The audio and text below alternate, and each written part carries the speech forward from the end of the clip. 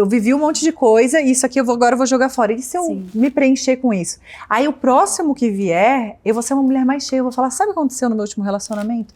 Eu fui muito amada.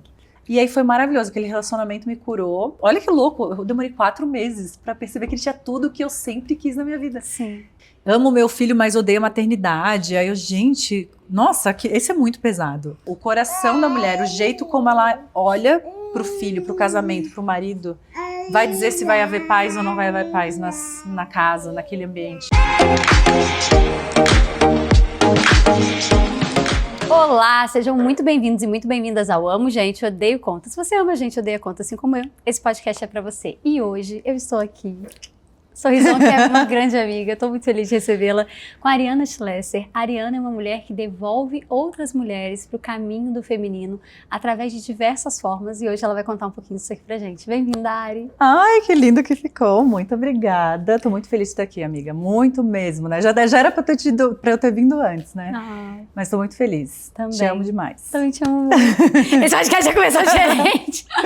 Gente, a Ari foi minha primeira cliente digital, acreditam? E hoje é minha amiga, minha filhada de casamento. E foi, a gente tá falando de Deus aqui, né? E foi Deus que botou a gente juntas também. Essa história aí vale um dia contar, Vale um né? dia a gente contar. A gente pode contar hoje, inclusive, em algum momento aqui, ó. Pois é, porque eu lembrei dela agora.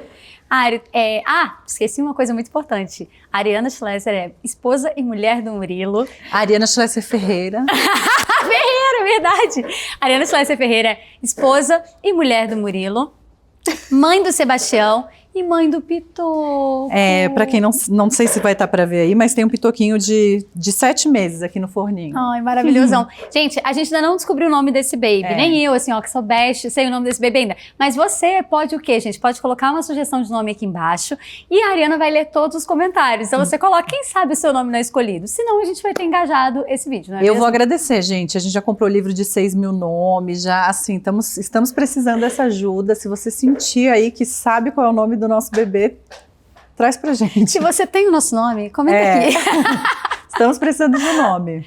Vai ser maravilhoso. Ari, vamos lá. Vamos. Você é uma mulher que devolve outras mulheres pro feminino. Conta pra gente como é que isso começou e como é que isso acontece hoje e onde você tá. Enfim, conta tudo, vai. Tá, vamos lá, pra contar a história do feminino. Eu sou apaixonada por esse tema. Mesmo que eu ame outros temas, esse é porque é a minha história, né? Sim. Então, eu fui uma mulher, voltando um pouquinho no tempo, né? Eu fui uma mulher extremamente masculina a maior parte da minha vida. Eu fiz essa mudança, parece uma mudança de gênero. Eu fiz essa mudança que eu voltei pro meu feminino com 30 anos. Eu tô com 38, então fazem 8 anos que eu tô nesse caminho, né? E eu era uma mulher que era extremamente masculina, então muito focada só em trabalho, muito estressada, desconectada de mim, dos meus sentimentos, extremamente desconectada. Quando a gente se conheceu, eu ainda era muito desconectada dos meus sentimentos. Apesar de querer viver isso, era algo muito... Assim, eu acho que eu invejava as outras pessoas, invejava no bom sentido, se é que existe isso, né? Mas assim, eu olhava as pessoas e falava, gente, elas são livres, parece que eu não sou. E enfim, eu vivia muito essa polaridade dura. Eu era muito dura, acho que é essa palavra, muito rígida comigo, rígida com os outros, ninguém era bom o suficiente pra mim, a vida não era boa o suficiente, nossa, uma bomba, um estresse. E aí,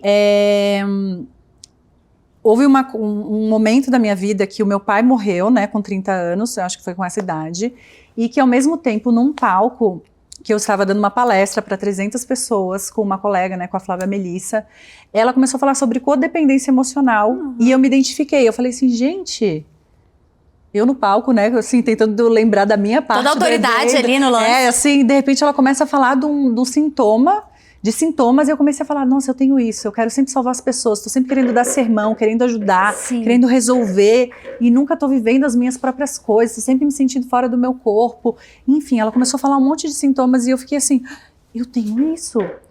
E aí, esse momento foi transformador na minha vida. Eu lembro que eu desci do palco e perguntei pra Flávia assim, Flávia, tudo que tu falou no palco eu tenho, me diz por onde eu vou, por onde começo. Uau. E aí eu comecei a estudar sobre codependência, e eu descobri que muito da codependência, que são mulheres que têm tendência a serem salvadoras, e isso é muito comum, a gente não percebe o quanto a gente vive dessa forma, a gente sempre encontra pessoas com problemas,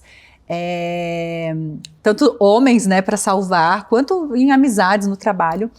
E aí eu percebi que dentro desse pacote da codependência, dos nossos um dos nossos sintomas gente, só um disclaimer, desculpa, vocês não estão vendo, mas a gente tem um bebê de 1 ano aqui, gente. Sebastião, meu filhotinho, tá aqui. Linda, ele tá aqui brincando. Ele tá sorrindo. Depois no final eu já vou mostrar ele pra vocês. Que lindo! Mas conta, vai. Aí eu descobri que dentro desse pacote, uma das coisas principais que fazia eu ser tão doente e escolher relacionamentos tão doentes, apesar de eu ser muito bem sucedida na carreira, era eu estar longe do meu feminino. Só que as pessoas hoje talvez podem ouvir e pensar assim, feminino é uma mulher que se veste de rosa. Passa um batonzão vermelho. Que fala doce, sim, sei lá, o que cada uma tem, ou é um mulherão e tal. E não tem necessariamente a ver com isso, é uma coisa que é dentro da gente, né? Então, eu descobri que eu vivia fora do meu corpo. Literalmente fora do meu corpo. As coisas aconteciam e eu racionalizava elas. Eu até achava que eu sentia, porque eu sofria pelas coisas, mas eu não conseguia atravessar aquilo. Eu estava sempre brigando com aquilo, né? E aí, eu me voltei para esse feminino. Foi um trabalho difícil. Eu comecei a fazer terapia 2 vezes na semana. E muitas vezes a terapia leva a gente para um lugar mental, não leva a gente para os nossos sentimentos. E aí, em algum momento, glória a Deus, eu encontrei o meu terapeuta na época, né, que foi o João, e ele começou a me colocar assim num lugar que eu nunca tinha ido antes na terapia. Eu lembro, é muito engraçado lembrar da terapia, gente, que vergonha que eu tenho, mas graças a Deus era o João. Eu chegava na terapia e eu queria falar o que tinha acontecido no meu dia. Então eu queria falar assim, briguei com a minha mãe, aconteceu tal coisa, com o cachorro, com o gato, com não sei o que. Sim. E queria contar tudo e ia sair pronto. Tô fazendo minha terapia, daqui a pouco, uma hora, as coisas vão mudar. E ele disse assim, não, Ariana, pega uma coisa do que aconteceu e sente. Aí eu falei, que saco esse terapeuta, eu não acredito que ele quer. Bem aquelas coisas de filme, assim, sabe? Beleza, senti. Um minuto. Eu falei, gente, eu não tenho tempo, eu tenho que contar tudo o que aconteceu, né? Aí ele começava assim, mas como que tu se sentiu em relação a isso? Que saco, João. Óbvio que eu fiquei triste, né? Não gostei. Sim. E aí nisso começava a vir um silêncio, assim, sabe? Eu começava a ficar mais silenciosa. E aí eu percebi que em várias falas vinha uma vontade de chorar, assim, sabe? Vinha uma lágrima, alguma coisa. E eu tinha muita dificuldade com isso. E muita vergonha. Era um homem na minha frente. E aí eu falava assim, João, eu às vezes assim não conseguia nem verbalizar. Aí eu botava uma almofada na minha cara. Juro, eu pegava uma almofada no meio da terapia. E falava assim, João, eu não consigo falar o que eu vou falar contigo me olhando. E às vezes eu só queria falar que eu tava triste. Sim. E eu tinha que falar com uma almofada na minha cara. E se eu ia te perguntar, qual foi a diferença do João para os outros terapeutas? Então, assim, você foi numa gama de terapeutas, né? Eu também te conheço com muita intimidade. Eu sei que você tentou outros... né? Vou em tudo. Gente, Ariana de Ares, né? Então, assim... E o que acontece? Assim, o que você chegou e sentiu no João que você falou assim, essa é a minha pessoa?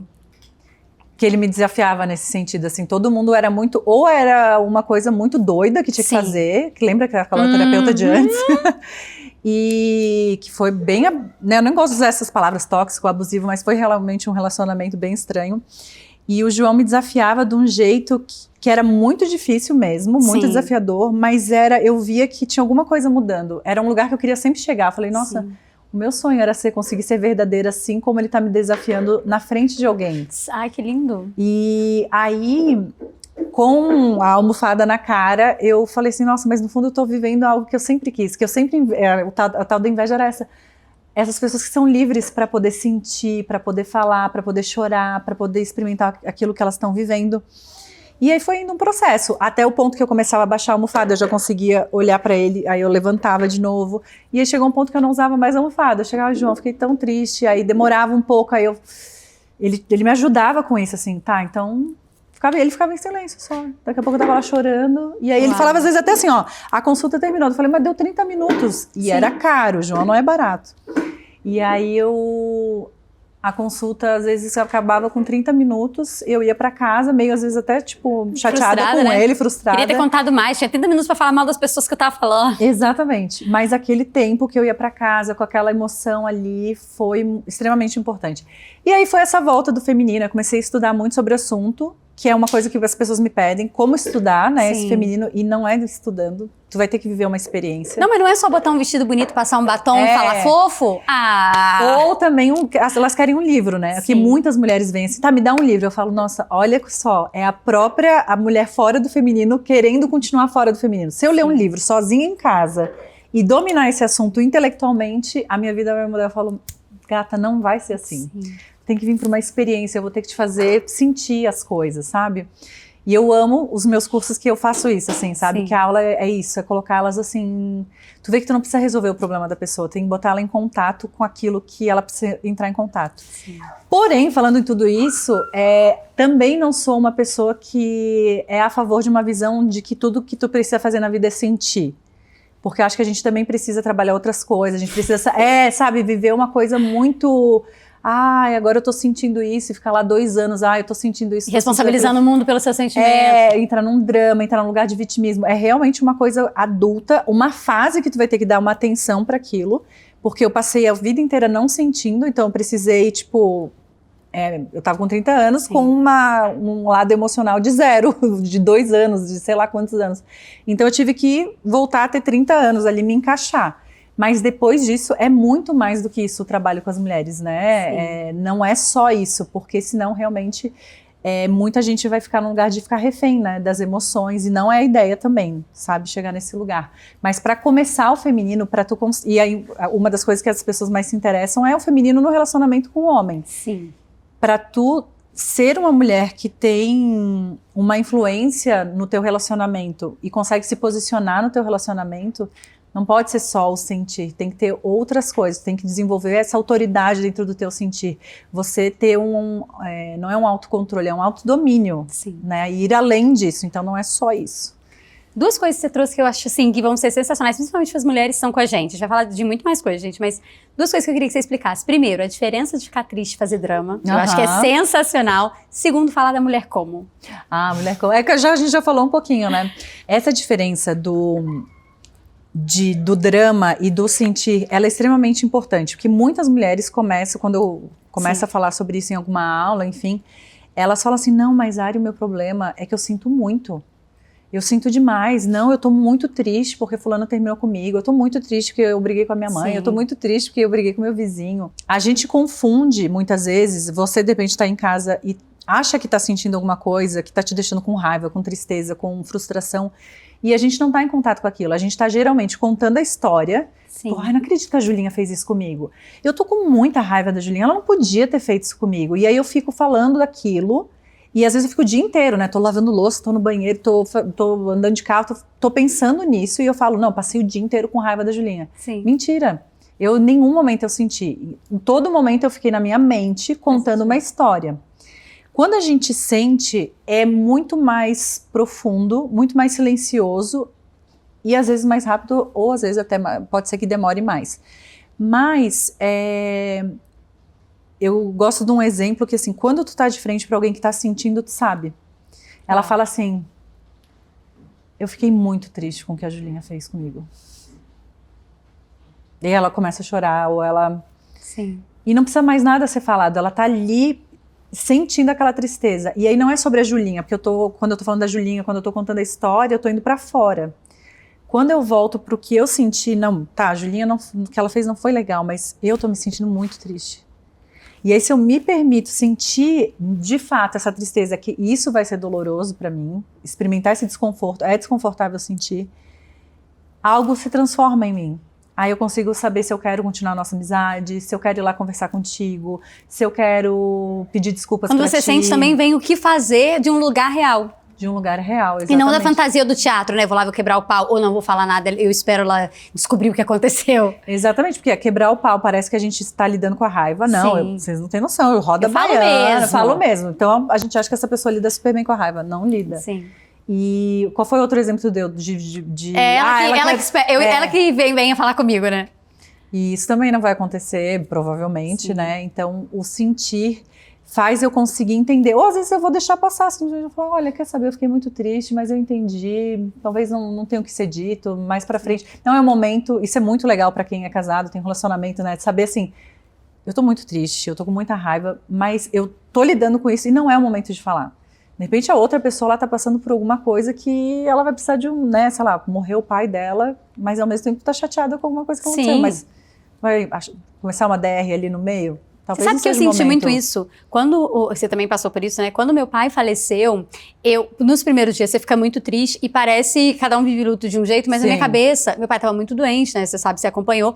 Mas na minha cabeça, nos primeiros dias, eu ia ficar muito triste, arrasada. E eu não fiquei no sentido, pelo amor de Deus, gente, não sou sensível, mas assim. Não, mas são várias fases, né? Também. Eu chorei ali alguns dias, mas depois do 5º dia, não era que eu chorava ou que. Não, a minha cabeça ficou oca.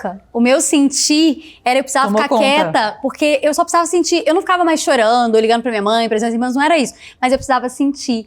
E foi curioso, porque você sempre acha que às vezes o sentir ele vai se manifestar de uma outra forma, né? Ou você vai voltar rápido, ou você não vai voltar tão rápido. Essa coisa do ficar com o que você tá sentindo cura mesmo.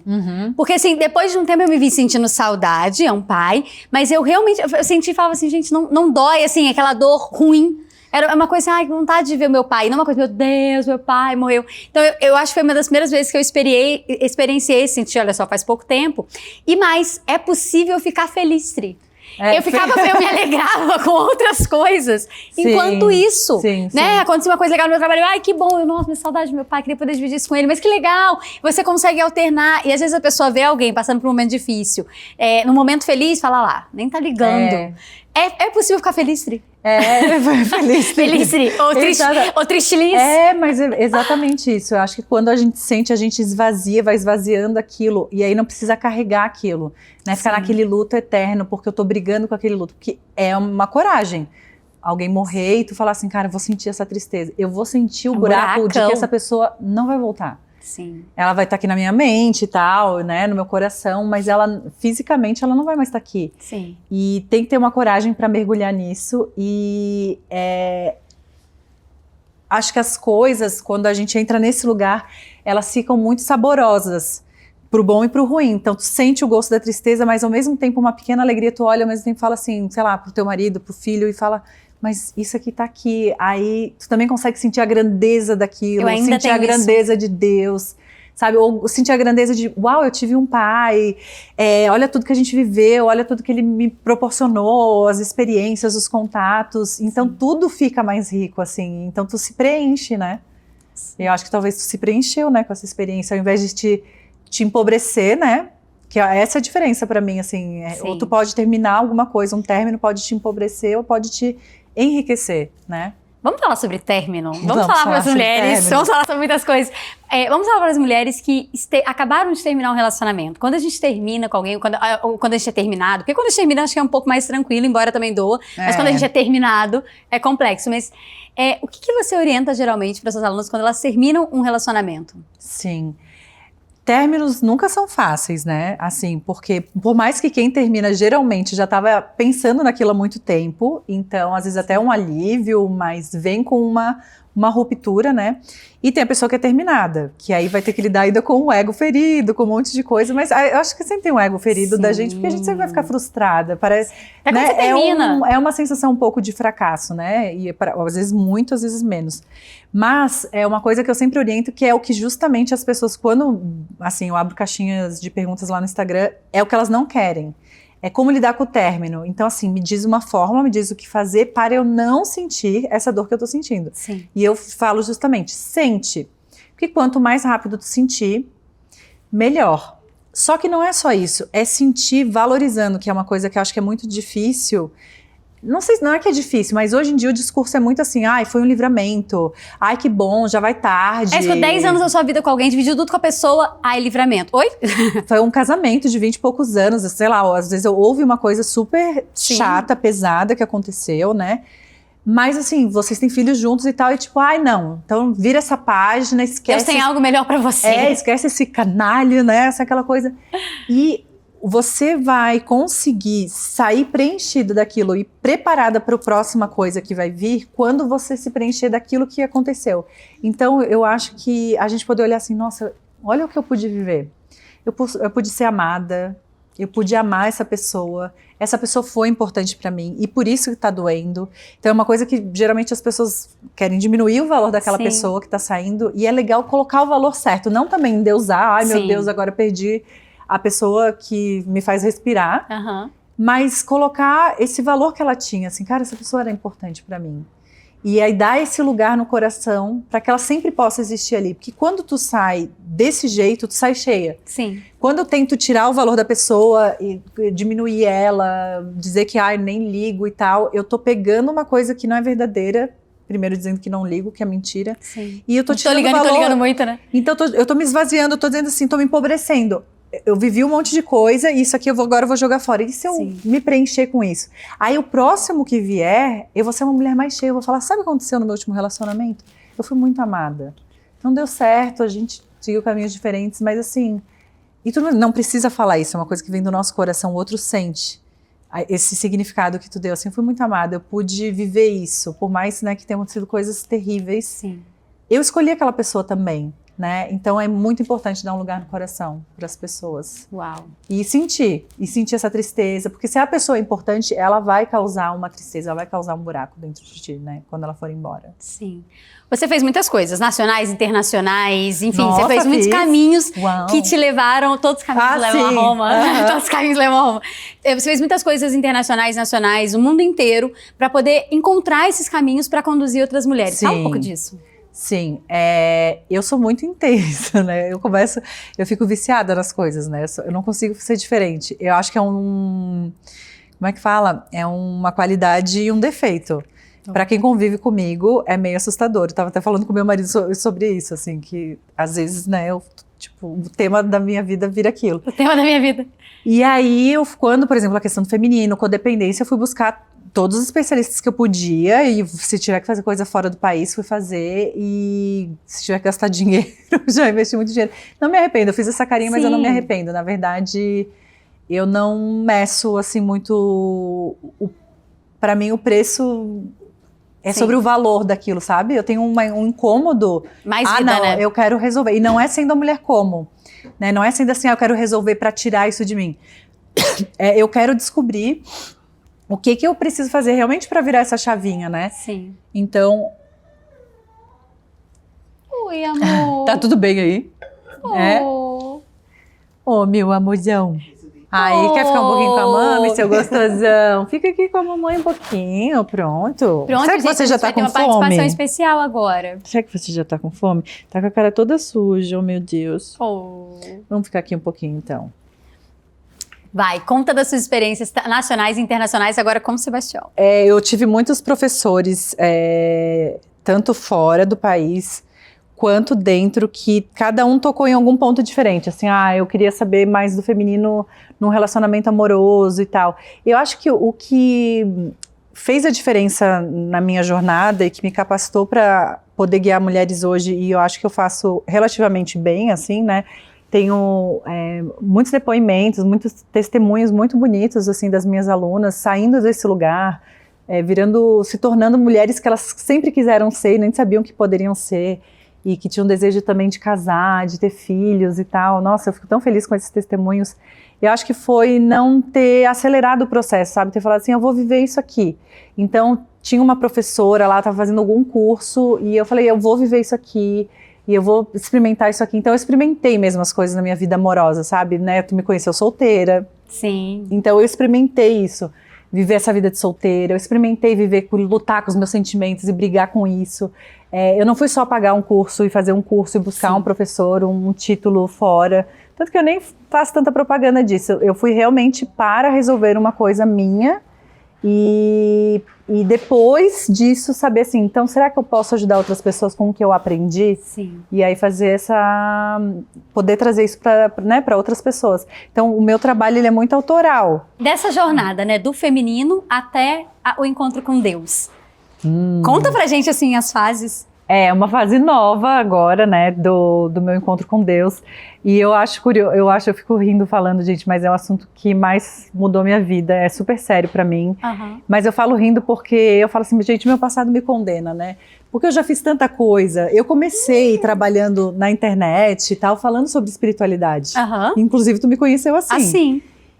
Curso de relacionamentos e prosperidade. Mas antes de tudo foi com a espiritualidade, né? E aí eu passei por uma grande desilusão com o mundo, com a vida espiritual. Na verdade, foi comigo mesma, com a forma como que eu lidava com a espiritualidade. Porque junto com as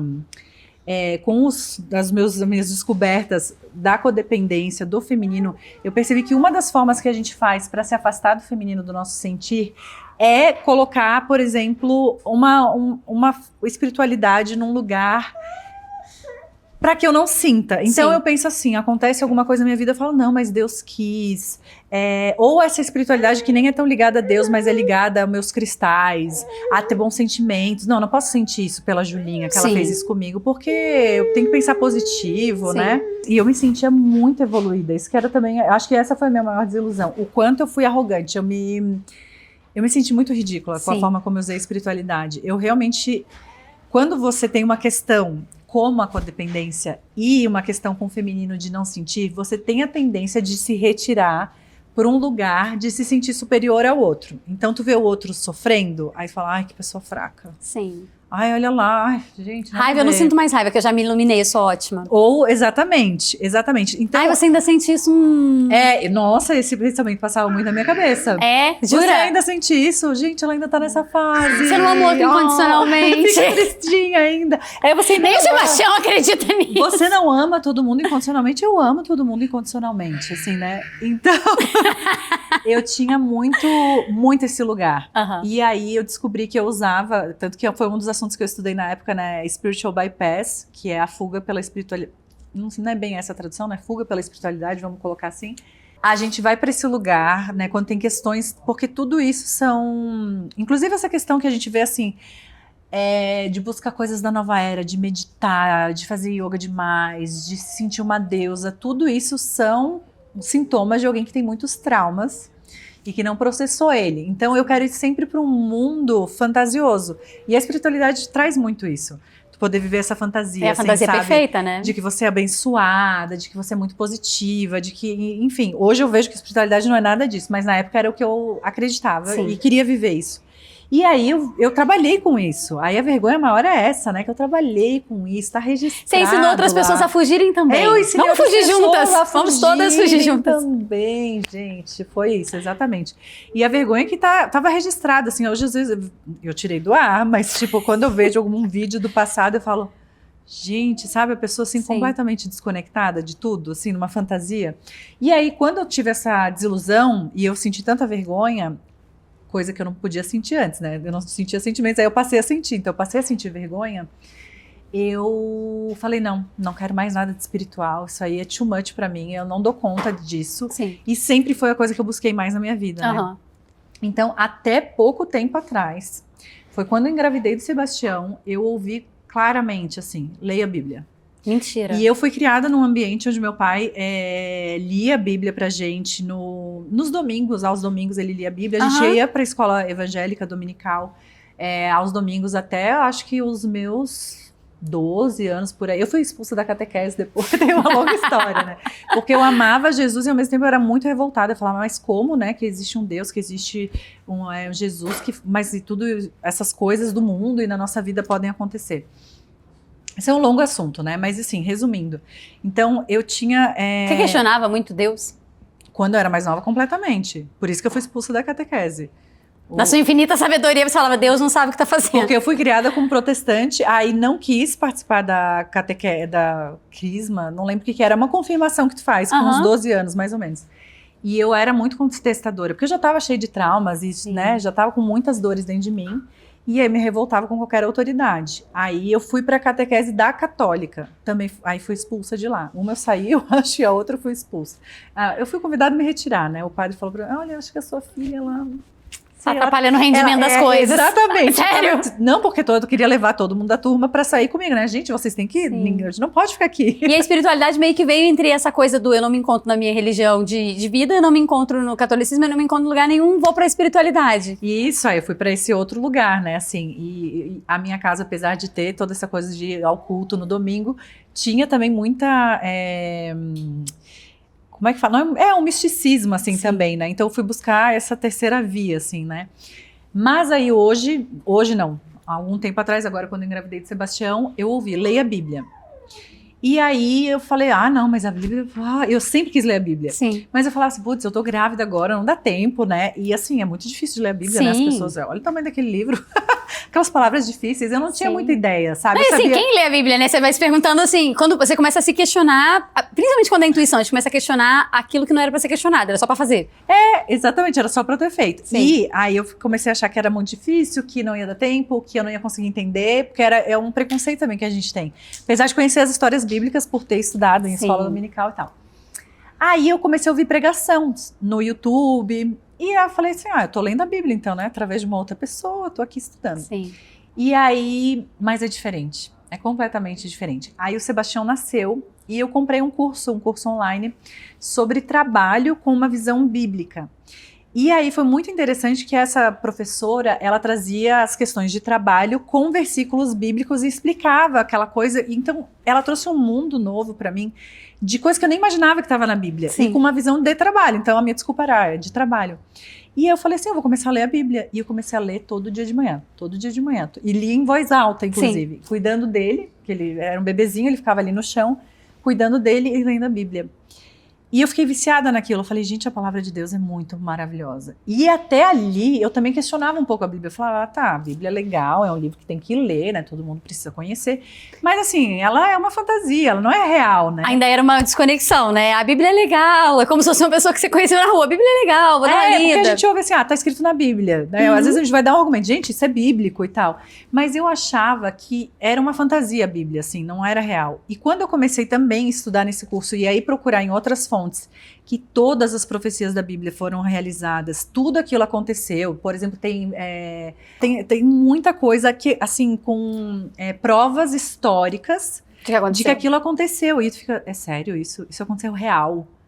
Tipo, o mar vermelho ser aberto, sabe assim, é umas coisas assim surreais. Sim. E aí eu comecei, gente, só que o mais interessante de ler a palavra de Deus é que não é uma coisa de uma terceira pessoa. É um lance que começa a acontecer dentro de ti. Sim. E na própria Bíblia está escrito, o Espírito Santo te convence do pecado, da justiça e do juízo. Como foi a sua conversão? Aí, foi assim, eu comecei a ler a Bíblia. E um dia... Pessoas em casa devem estar se perguntando, né? Mas eu já conheço Jesus, eu já conheço Deus. E às vezes a pessoa tá nessa busca que você tava também e não sabe muito bem como isso acontece. Eu achei que eu conhecia Deus e eu achei que eu conhecia Jesus. Uma das coisas que me fez me questionar muito foi quando, já sabendo que a Bíblia era esse livro tão, historicamente, tão validado, e foi perceber que tem uma fala, várias vezes no Novo Testamento, que diz que nem todo mundo é filho de Deus. Todo mundo é criatura de Deus, Sim. Foi criado, mas filho a gente só é através de Jesus. Sim. Aí eu fiquei assim, nossa, isso é novo pra mim. Então quer dizer que só vem até ao Pai através de Jesus. Aí eu falei, isso eu não fiz ainda, isso eu não entreguei minha vida a Jesus, eu não aceitei Jesus, mas ok, eu acredito em Jesus, mas pra mim ele é um mestre como qualquer outro, ele estava nesse lugar. E aí teve um dia que, lendo a Bíblia, falava sobre fazer uma confissão.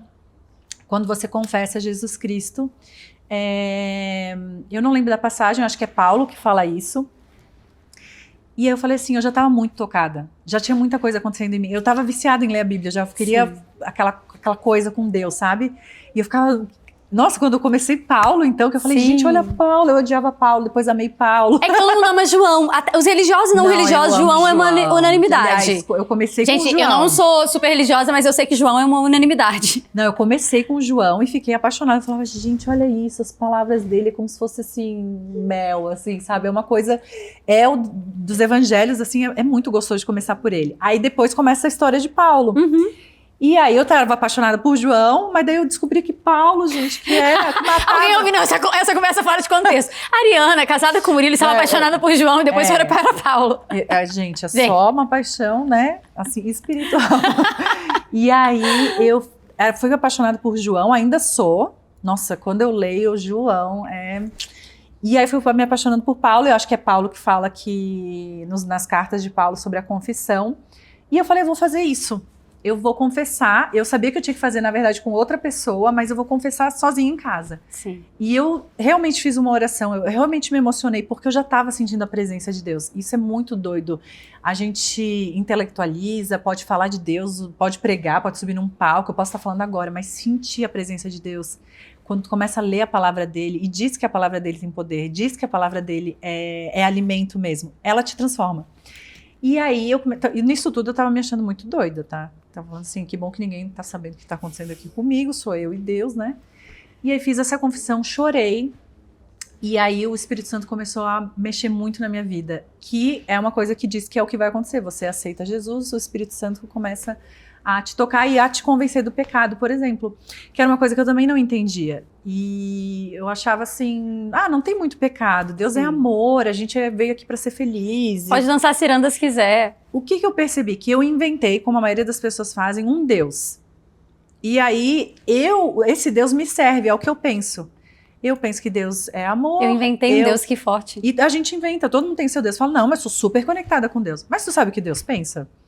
Sabe o que Deus agrada a Deus? O que ele gosta, o que ele não gosta, Sei, o que ele com quer certeza. pra você? Geralmente é aquilo que agrada a gente também, né? Não? Ai, não. claro, Deus, quer que eu coma esse bolo agora, né? Tudo que me agrada é o que agrada a Deus. Aí já buscando justificativas pra fé, né? Exatamente. E eu achava que o pecado era só coisas que, tipo, Deus não queria que eu fizesse por maldade. Não deixa ela tomar isso aqui, não faz, né? E aí, até tendo um filho, depois tu percebe que Deus, ele quer te tirar desses caminhos pecaminosos porque faz mal pra você. Sim. Quando tu entende que... Era outra coisa também que eu não aceitava muito bem, é que existia o mal, por exemplo. Existia Satanás. Eu falava, gente... Não, Sim. Satanás não, né? A gente pode falar de Jesus, pode falar de Paulo de É engraçado como Satanás tudo que você vai falando, a gente vai colocando Deus numa caixinha que é nossa, né? Eu tenho uma pergunta polêmica. Como isso impactou e está impactando o seu trabalho? 100%, né, amiga? 100%, porque... Aí eu comecei a ser impactada pelo Espírito Santo, que ele começa a te incomodar das coisas que tu faz, e ele traz um arrependimento. Então eu comecei a me arrepender, porque eu vi que muita coisa que eu fazia não agradava a Deus. E aí tu começa a ficar muito tocada de ferir o coração de Deus. Ai, amiga, eu tô até vontade de chorar, de verdade, porque é tão maravilhosa a presença dele, tudo que ele nos deu, tudo que ele fez por nós como Jesus, que tu fica assim, cara, eu não posso fazer isso, não posso ferir o coração do meu pai. E aí eu percebi que o meu trabalho feria muitas vezes, por mais que, e isso é muito difícil da gente, isso é sutil de perceber, que muitas ferramentas e técnicas funcionem, elas não levam para Deus e muitas vezes nos afastam de Deus. Elas nos colocam como centro.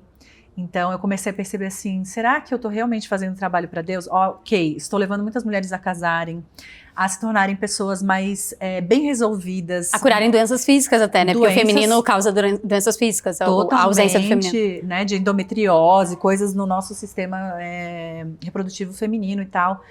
As nossas doenças da alma, não do espírito, enfim. Sim. Mas eu percebi assim, mas será que isso tudo é a vontade de Deus? Aí eu comecei a me questionar. E ainda tô nesse processo, né? E aí quem me conhece, quem me segue, sabe que eu comecei a falar sobre isso. Falei, olha, gente, eu vou pausar. Tanto que porque eu tô grávida, calhou de esses 2 momentos. Sim. Mas eu até expliquei, falei, é muito mais pela minha conversão do que por eu estar grávida novamente e ter um bebê em casa. Então, hoje eu tô questionando muita coisa, eu tô perguntando muito a Deus o que agrada a Ele. Eu sei que a coisa... o que eu entendo, o que eu percebo de Deus é que a coisa que ele mais... Quer trazer ele aqui? Vem cá, meu amor. A coisa que mais... A gente tá nesse podcast com bebê, sem bebê. Gente, vocês vão se deleitar. As mães em casa vão se deleitar, porque a gente tá tendo muito bebê fofo nesse podcast hoje. A coisa que mais vejo que é o meu ministério, que é o meu trabalho, é realmente cuidar do meu filho e da minha família agora, sabe? E isso, eu acho que há anos atrás eu ia ficar louca, que eu tava falando isso, que eu tomei essa decisão. Mas por ter já curado feminino e tudo mais, não é algo que me... E eu sou muito feliz no meu trabalho, Sim. muito realizada. É leve pra mim. E as mulheres precisam muito do seu trabalho, por favor, ache um outro caminho pra ele. Eu sou reconhecida, o meu trabalho é leve pra mim, me traz muita prosperidade, mas eu sei que nesse momento é essa coisa mais importante, sabe? O meu filho só vai ter 1 ano, 2, 3 anos agora. Não vai ser depois, não posso voltar atrás, assim, Sim. sabe? Então, o trabalho virou... não é a prioridade...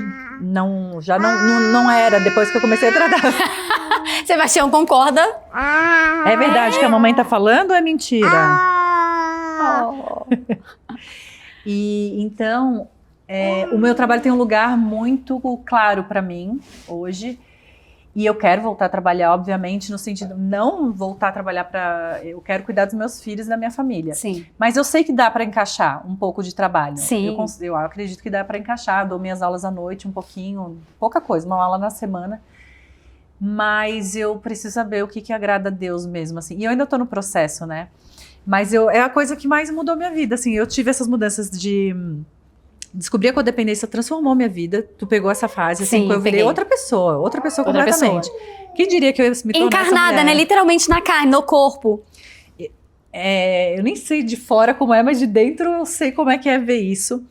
Foi lindo ver a tua jornada, Eu sempre sonhei em casar e ter filhos desde pequena e eu me sentia realmente incapaz. Eu falava, cara, como é que... O que foi determinante pra você conhecer o Murilo e construir essa família linda que vocês estão construindo? Pra outras mulheres talvez estejam nesse momento e... Sim, isso, claro, foi muito importante sair desse lugar de salvadora, né? Porque até ali eu só procurava homens para salvar, então não para me relacionar, não para ser algo saudável. Eu ia ter que encontrar alguém com problema sempre. E poder estar nesse lugar... Um homem que você tivesse que consertar, né? Um homem que eu buscasse para consertar, né? E esse lugar do feminino me levou para poder abrir espaço para um homem ser homem na minha vida. Uau. Não tá competindo com ele, né? Então, acho que essas duas coisas foram extremamente determinantes. E viver a minha vida de solteira sem... Eu achava que... Como eu fiquei muito tempo solteira, antes de conhecer o Murilo, eu fiquei, acho que... Namorei um pouco antes, né? Sim. Mas antes disso, fiquei quase 6, 7 anos. Eu não sei direito agora a conta, mas 6, 7 anos solteira. Lá com os meus casinhos e tal, né? Adorei, porque a galera que tá em casa, a mulherada que tá solteira em casa, foca nesse momento. Não, e é possível, viu, gente? A pessoa que fica solteira 6, 7 anos é possível. E ser bem casada, né? Ser feliz. E o que foi determinante, assim, foi poder olhar pra minha vida de solteira, já solteira há tanto tempo, e olhar e falar, já que eu estou solteira, que seja... O melhor. Que eu seja a melhor solteira. Não pra sair pegando todo mundo, nada disso. Mas assim, eu vou fazer...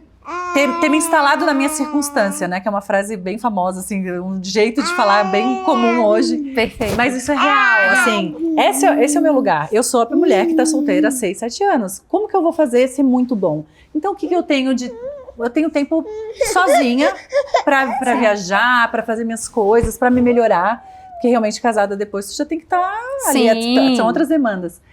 Então isso, eu curti a minha vida de solteira. Eu realmente comecei a sair com os homens com leveza. Uma das coisas que eu apliquei é que... Você sabia que você queria um marido? Ah, sim. Isso é legal, né? Isso é legal de falar, né? Porque você quer um marido, mas tá buscando outra coisa. Não, isso foi importante, admitir que eu queria um marido. Porque se você não admite, se você sai solteira... Ai, não, eu só quero... Quero conhecer pessoas. Ai, não entra nessa, gente. A gente não tá com idade. Não, até os 20 e poucos anos dá tempo. Depois dos 30, pelo amor, não. Tem que saber o que quer, tem que ser direto ao ponto. Eu conversei com o meu marido no primeiro encontro, falei que eu queria casar e ter filhos. Super leve com isso, feliz com o meu desejo, porque tem que se apaixonar pelo nosso sonho. Porque a gente fala, ai, se eu falar pra ele que eu quero casar, mas também se tu chegar lá, ai, eu quero casar, ninguém E nesse encontro pra casar, não é assim, né? Mas assim, se tu vem assim, ai, o meu sonho é casar, o meu sonho é viver um relacionamento maravilhoso com um homem, ser feliz com ele. Espero que seja você. E aí a gente ter filhos, e se for você, será maravilhoso. Mas pode ser que seja com outro. Gente, isso é encantador, uma pessoa que assume esse desejo dela. Sim.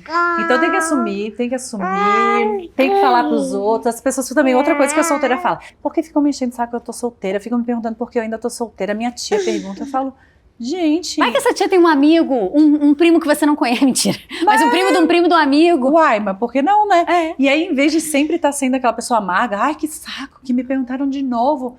Fala assim, eu tô solteira mesmo e eu tô procurando alguém. Tu conhece alguém?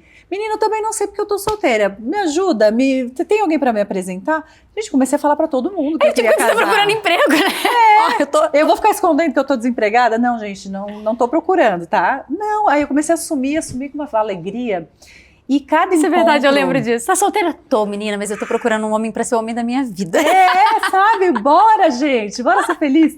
E aí, uma das coisas que eu recomendo muito para solteiras, que também é uma das minhas especialidades, porque, né, muito tempo de solteira, a pessoa fica especialista. Sommelier de vida solteira. Oxe.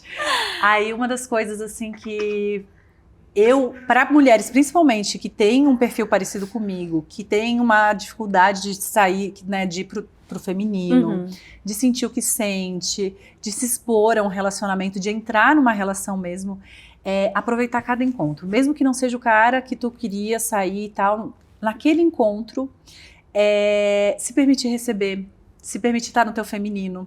Então, cada encontro eu falava, não, eu vou fazer algo que eu nunca fiz. Eu vou fazer um pouquinho diferente do outro encontro, eu vou ser mais verdadeira nesse ainda. Eu vou ser mais eu vou ir mais ainda com os meus sentimentos. Então, eu não chegava na mesa do encontro e falava assim, eu tô muito triste e tal. Mas eu tava ali inteira. Se eu tivesse triste, eu tava com o meu sentimento de tristeza.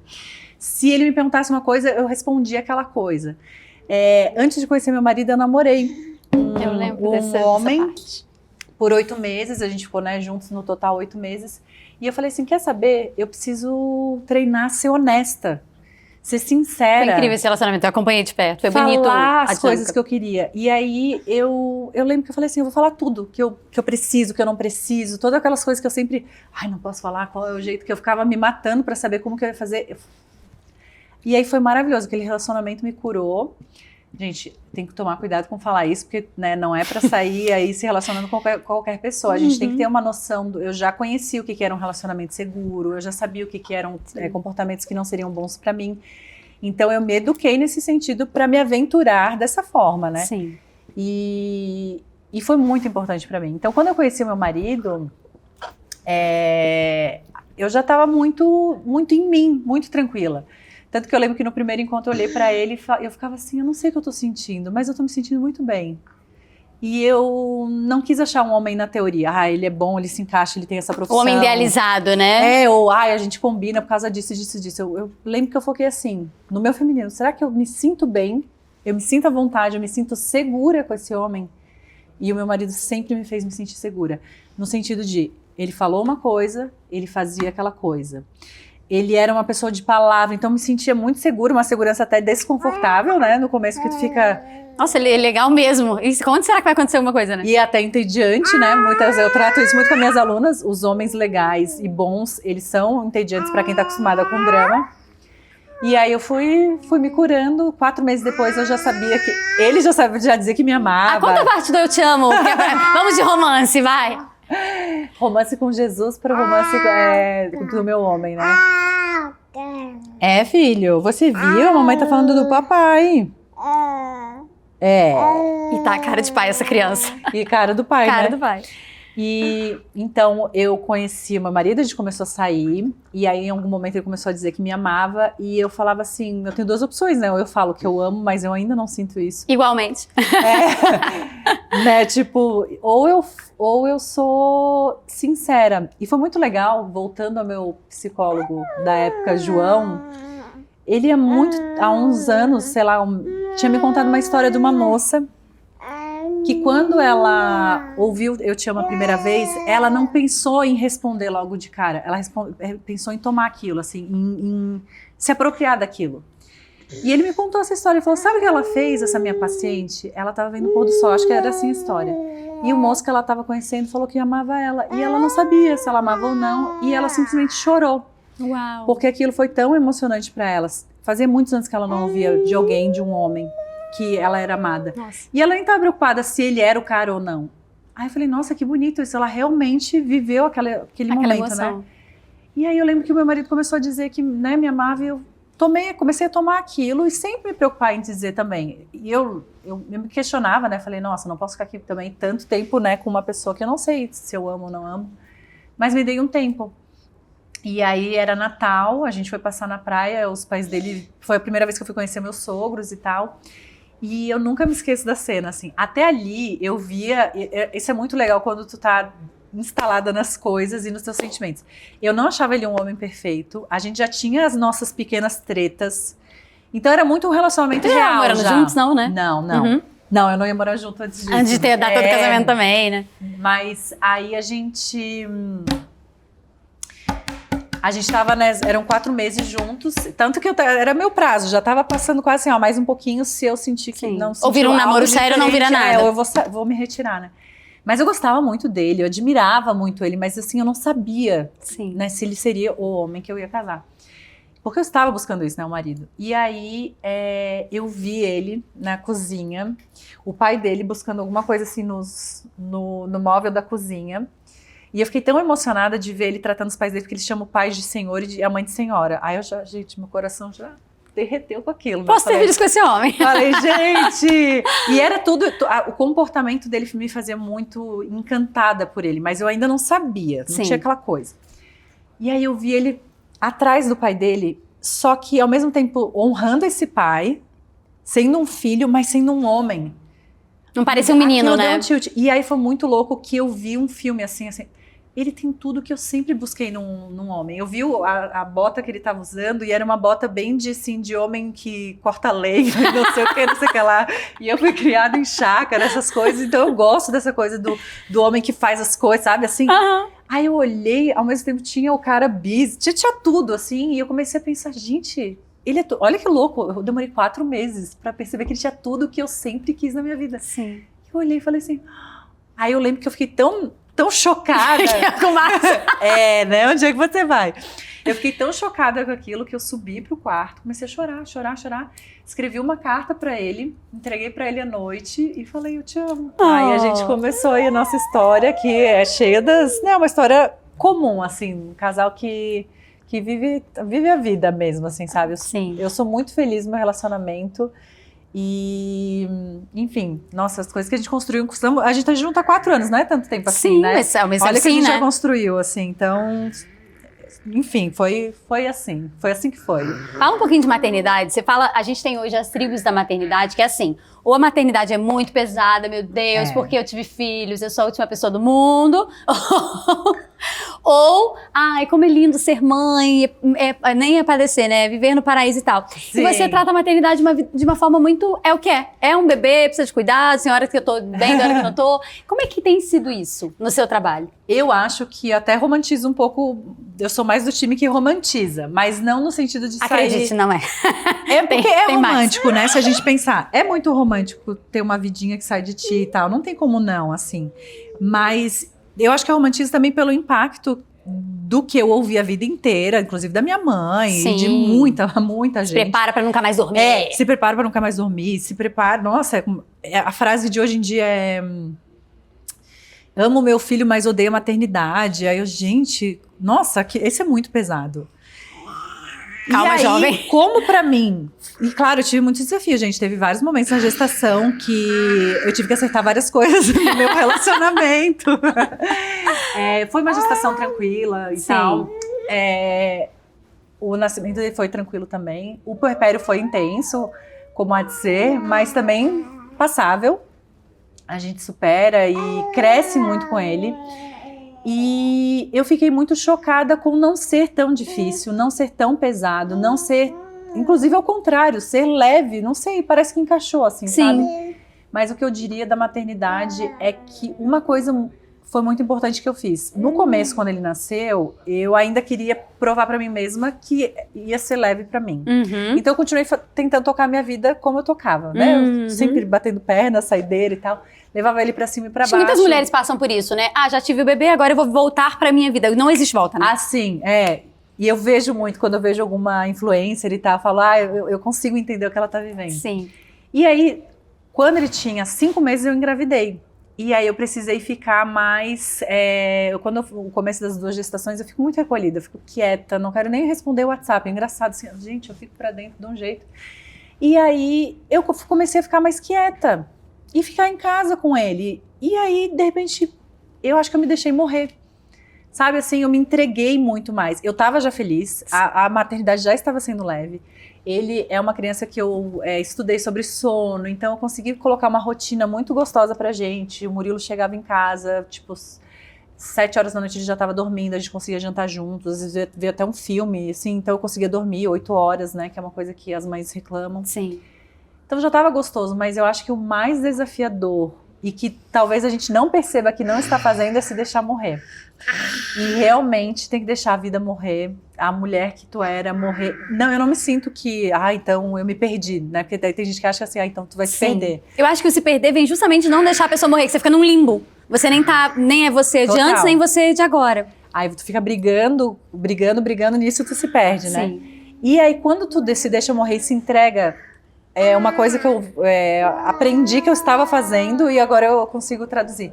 Quando tu se entrega para a maternidade e morre, e deixa morrer e renascer de novo, o teu filho fica muito tranquilo, porque ele sabe que ele tem uma mãe presente, que não tá brigando com essa morte dela. Também tem a ver com o feminino, né? Você tá em você. Totalmente. Tudo isso que eu vivi antes foi um preparo para isso, né? Sim. Então, o Sebastião, hoje tá manhãozinho, assim, porque ele é muito tranquilo. Mas, gente, esse bebê não tem 1 ano. A gente tá aqui há quase 1 hora conversando e ele só tá vivendo, mas ele tá super de boa.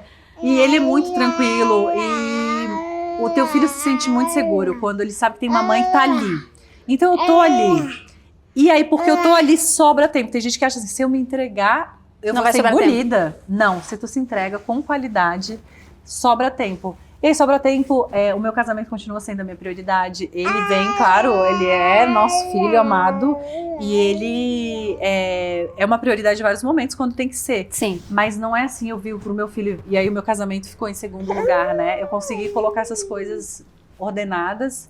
Então, eu acho que a maternidade tem muito a ver com se poder se permitir morrer, sabe? E isso é difícil de fazer, porque é uma despedida, como a gente falou dos lutos, né? Mas é maravilhoso para todo mundo. E a mulher que manda nesse sentido, não é manda na casa. Sim. A mulher que, vamos usar outra palavra, a mulher que dita o coração da mulher, o jeito como ela olha pro filho, pro casamento, pro marido, vai dizer se vai haver paz ou não vai haver paz na casa, naquele ambiente. Uau. Então, com o coração no lugar, tudo flui. Eu poderia ficar a tarde toda aqui conversando com a Ari, eu posso, inclusive, ter esse A privilégio. gente fica, inclusive, ter esse privilégio. Mas, amiga, a gente tem um quadro chamado Gente Como a Gente. E nesse quadro, porque você vem aqui, conta a sua história, conta coisas lindas, maravilhosas, e as pessoas ficam assim em casa, tá, mas o que ela tem igual a mim? No teu caso, você contou um monte de coisa legal, né, da vida solteira, da casamento e tal. Mas o que ela tem que é igual a mim? Então, no Gente Como a Gente, eu te faço 5 perguntas e responde a primeira coisa que vem na sua cabeça, bem Xuxa. Já temos mais de 30. Ai, bem Xuxa. Eu me sentir famosa. Tipo Bem assim, Marília Gabriela, Xuxa. Tá. É isso. O que é superestimado? Todo mundo acha maravilhoso, você acha uma porcaria. Ai, gente, que difícil assim tão rápido. Tá, pera. O que é superestimado? Todo mundo adora e você fala, ai, nem é tudo isso. Eu poderia dizer que essa liberdade que as pessoas acham, por exemplo, que veio com o tema, né? Sim. Da vida sem os filhos, assim, superestimado. Sim. Não é tudo isso, não. Adorei. Com o que vale a pena gastar dinheiro? Com o que vale a pena gastar dinheiro? Você quer dinheiro bem gasto. Já teve uma convidada que falou que você que ensinou isso pra ela, tá? Eu tô Rafa, lembrando. maravilhosa. Rafa, beijo. É que tem a Ariana antes e depois da conversão, né? Mas assim, na minha visão, com certeza com tudo aquilo que vai edificar a gente e que vai edificar a gente, que vai levar a gente para um outro lugar, sabe? E às vezes pode ser, como até a própria Rafa falou, né, uma coisa de massagem, de cuidar da gente, mas com algo que vai fazer eu crescer, assim, que tem a ver com os meus valores. E hoje eu diria com Deus, né, gente? Com Deus, gastar dinheiro com Deus. Muito bom. Porque até porque o dinheiro é ele que traz pra gente, né? Devolver pra ele. O que não pode faltar na sua rotina? Algo fútil, assim, que você fala, isso aqui não pode faltar. Eu acho que eu sei o seu, mas eu não vou falar. Ai, meu Deus, fala. Lençóis, não sei quantos mil fios. Com certeza, gente, eu gosto de Desde que a gente é amiga, você fala isso. Fala, lençóis, amiga, bons lençóis. É esse? Pode ser, com certeza. Nossa, faz total diferença pra mim, total diferença. E por último, um livro que mudou a sua vida. Ai, gente, eu vou estar muito piegas, né? A Bíblia. Mas é real, entendeu? É real. Leia você também. Se quiser ter um destaque lá no meu Instagram, como começar. Eu acho que nem sei se está lá no destaque, mas é para estar. Começando a ler por João. Mas, de fato, realmente não é um livro, é um portal, né? Eu não tenho nem outro livro que venha na minha cabeça para te responder, entendeu? Sim. É esse mesmo. Ai, amiga, muito obrigada por ter vindo. Imagina, foi um prazer te receber. Adorei. Pessoal, eu espero que vocês gostem tanto quanto a gente desse papo com o Sebastião. Sim. A gente começou o podcast falando sobre isso, né? Um podcast sobre gente, então a gente tem uma gente bebê. A gente tem uma gente bebê, uma mini gente. Que também participou. Então, se você gostou desse episódio, curte, compartilha, comenta. Manda pra aquela amiga que tá solteira, tá precisando Como fala, Amiga- assumir que é o amiga marido. que tá solteira, que tá casada, que é mãe. Que tá precisa aceitar convertida, Jesus. Que precisa aceitar Jesus. Resumindo, Esse podcast encaixa com Manda pra uma gente. amiga e vai pro caminho do feminino com a Ari. E eu mal posso esperar pros próximos passos que vem agora, depois desse momento, viu? Ai, que bom. Um beijo e volta logo. Com toda Beijo, pessoal, certeza. e até o próximo episódio.